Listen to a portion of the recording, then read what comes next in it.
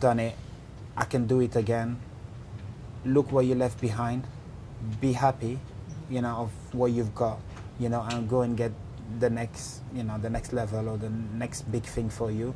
But do never complain about your life again, because if you complain about your life, what about them? You know, and so, yeah, I'm grateful that obviously London, Shanghai Media and the UBC here to bring me here and everything, just reminding me that, yeah, after all, I was African. I live in Europe, I'm French, I can go anywhere I want in the world, you know, I've been going to USA every year, you know, I've been living in England now, I live in London, you know, it's great life and everything, but I still find a way to complain, and when I go here I'm thinking, stop complaining. First of all, I think we need to change the way we're doing things in Africa, you know, I'm going to be honest with you. I haven't seen any football federation in Africa who works the right way, you know, where like everything is put in place for the kids to succeed, you know, like academies, you know, training structure, education, you know, everything must go together. You have to give a chance to the kids to rather achieve football or achieve in life. You know, you can't just say to them, oh, you're just going to play football, you know, leave the studying on the other side. Or, no, you're going to be at college, but you're not going to do football. You know, you have to balance it. You know, we got enough example in Europe, you know, to follow. And don't tell me you haven't got the money. That's a lie. You know, I mean, the money, instead of going in people's pockets, should be going into the next generation. You know, I do apologize. I'm not blaming anyone. I'm not discriminating anyone at all. I'm just saying that we need to change the way we're doing things in Africa. You know, I mean, there is so much to do to achieve great talents, no facilities. Doesn't work.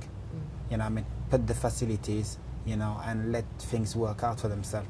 Africa in the next, now with the players we got, you know, European market, you know, in the next 10 years should at least be close to get to the semi-final or the final of the World Cup.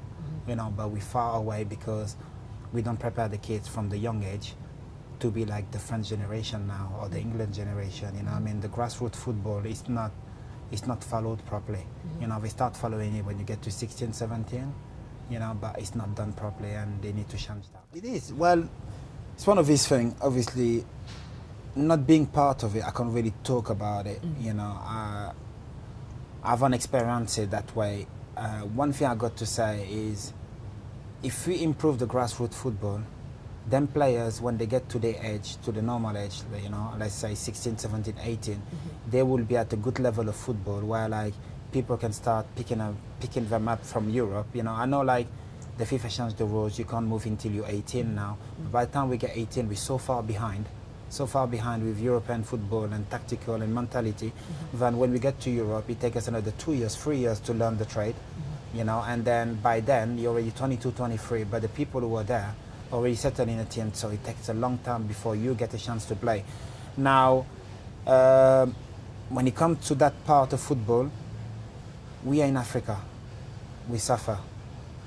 When the players is 25, still looking young, you know, want to have a chance to go to Europe, he's got to say that he's 18, you know, so I can't blame them, you know what I mean, by any means, you know what I mean, like, they got to cheat their way to come out and be able to do something with their life. You can't blame them, it's not their fault, you know. If anything, I blame every federation in Africa, you know, for not doing the right thing for them, you know. If they put all the facilities, you know, and they train them properly, then people, you know, will stand a chance when they're 18 to go somewhere better. But because they don't have that, you know, they have to find a way to come out. So literally, it's lower, sometimes some of them lower the age, you know, just so they can compete and look better or at the same level, but they're already 25 as an 18 years old player in Europe, and which is sad. But it's one thing I would never do is blame them from trying to come out from poverty. Senegal has started doing it. You know, they really customize with jamba, generation food, you know, even, what you call it, the casa. They all got a structure where, like, they got good facilities. You know, in Senegal, there is a lot of good facilities now, and a lot of pitches. What the old generation have been doing is coming back home and build pitches themselves, you know, 3G pitches, you know what I mean? Yeah, some people will say, yeah, but it costs a lot to play on it. No, it doesn't cost a lot, you know, but actually it gives chance to the boys to actually enjoy one day of football every week, you know, even if you have to pay a little bit, you know, and just to play football and improve tactically and technically on them kind of, on the proper pitch, you know. The CAF should help, you know, should go and help every federation to reorganize their football, you know, but the help must come within yourself, you know, within your own country, where like, you know what you want to achieve. It doesn't have to be tomorrow, you know what I mean? This is also a problem, you know. In Africa, we like to rush things. Yes. We want like results straight away. No, it doesn't work like that. It took France years and years and years to win their first World Cup, and it took them 20 years to win the second World Cup. That's right. You know? So why do you want to rush? You know what I mean? If we achieve, let's say Uganda try and change everything, and in like 10 years Uganda get to the World Cup, that's a success. They can't expect to be at the next World Cup. No, it doesn't work like that. You have to build. First, put the facilities. Second, teach your players. And third, go to the World Cup. You know what I mean? There is, you know, step by step you can achieve things, but let's not rush. Football, international football is not like club football where like you see the players day in and out every day for training, and you got time to literally teach them exactly what you want. So you need time to build a generation of footballers who can understand your way of playing, perfection the way of playing, and literally achieve something. And it's true, it's been sad that in Africa we literally, you haven't done anything, next one, you know what I mean? We lose money, not only we lose money, that money we could invest on something else, and it's not good for stability, you know what I mean? Every player needs stability. It's almost like a kid is born and every day you give him another month.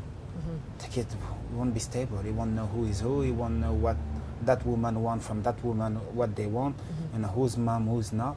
You know, you need stability. It's anything in life, you need stability. You know, in your own life, in football, everywhere, everything, you need stability. But yeah, let's hope that Aliou Cissé keep the job because he has done great. You know what I mean? But yeah.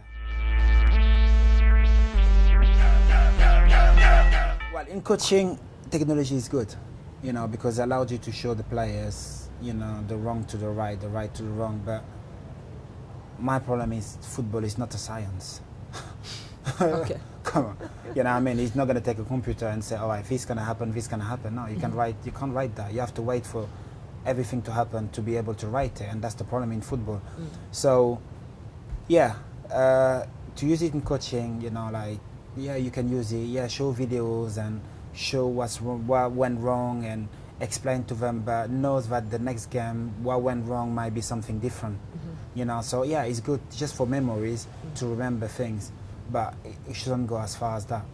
You know what I mean? It's not a robot. It's not going to teach you the technique of hitting a ball, you know, or curl it in a corner, or literally going around people or dribbling. A robot can't do that. So you have to leave it to human talent. You know, football is an art, you know, and we have to leave it to that. You know, it's almost like if you get painting and you start getting like all them Van Gogh and everything into a screen. You know, it doesn't make sense. It wouldn't make sense. Now, when it comes to the VAR, it's something I hate. I hate to say, but I do hate VAR, because what about memories? What about, you know, them moments where like things goes wrong and you think about it for years and talk about it for years? VAR is going to take everything away. I mean, that Croatian penalty yesterday was an example. Yeah, I was happy that VAR say is a penalty, but if it didn't say it's a penalty, there was no VAR and the game carry on, and France ended up losing that game, I would say, well, I would remember that, oh, that should have been a penalty for years. Now, we got it right, excitement for 4 years, and then we move on to the next game. Nobody's going to remember that penalty. You know, because France just won the cup. People will just remember France won the cup, but not the penalty, you know. And if it wasn't a penalty and there wasn't any VAR, and France still won the World Cup, people will still remember, oh yeah, remember, they nearly lost it because they had the penalty wasn't given. So yeah, for me, we have to limit the involvement of technology in football. I can understand the goal line technology, but take VAR away. It's not needed. I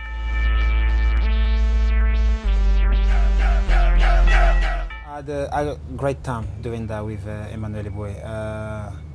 We literally, I mean, like, as I say, it's first experience for us, really, you know what I mean? But what I realize is in punditry is people often say the logical, but they don't really explain what exactly they mean.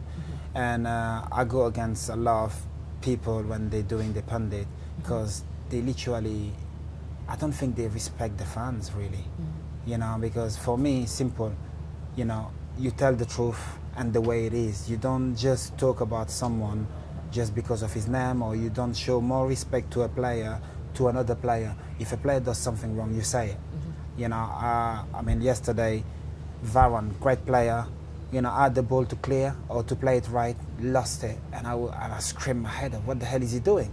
You know, I mean, at any time, I don't see the people were, oh, Varane make a mistake. No, that was made a mistake. That was a very bad mistake. You have to emphasize on it. And you know, when they say, let's take back the Morocco goal, the own goal against Iran. I was watching it, obviously, listening to the pundit, and the guy was saying, Morocco was so unlucky. And I'm like, no, they weren't unlucky. They created the situation. It should have been defended better. It was so unlucky because he scored an own goal. No. If he started the position right, that goal should have never happened. You have to know the game. You know, I mean, you have to know the game. You're a football player. You know, VC is like literally so important for you to get everything right. You know, you're not allowed to get it wrong. You're not allowed. And the Morocco wall was too high.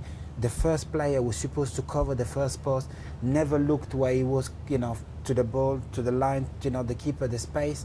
Literally, they tried to put the ball behind him, and then he went and had it, you know. So nobody can say he was unlucky. You have to say the truth. The truth is that was bad defending, you know. So yeah, that's what I learned is probably too harsh sometimes, you know what I mean. But that's the way I see things. It's like, as a pundit, when you're talking to the fan out there who listening to you, you know, and consider what you're saying, it's like when you see something going wrong, say it as it is. Don't go about it because it's Harry Kane missing a chance.